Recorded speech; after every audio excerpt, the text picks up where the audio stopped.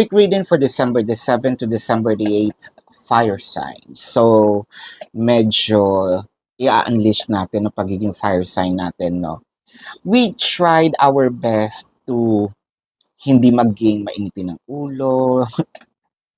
May mga pagkakataon na pinipilit mo talaga yung sarili mo na ako kailangan ko maging mabait, no, kailangan ko, hindi ko sasabing salbahe kayo yung temper ninyo talagang pinapahaba ninyo, no? Pero parang sinasagad ka ni person no? Dumadating yung part na, naku, isa pang pagkakataon, no? Talagang bibinggo na to sa akin.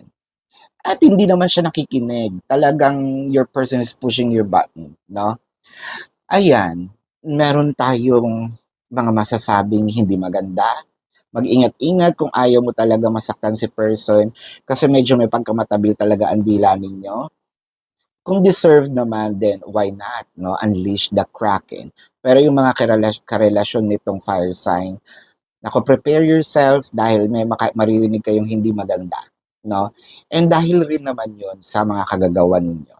So this is your quick reading, fire signs for December the 7th to December the 8th. Predicting future is my purpose. Yelling the stars alive.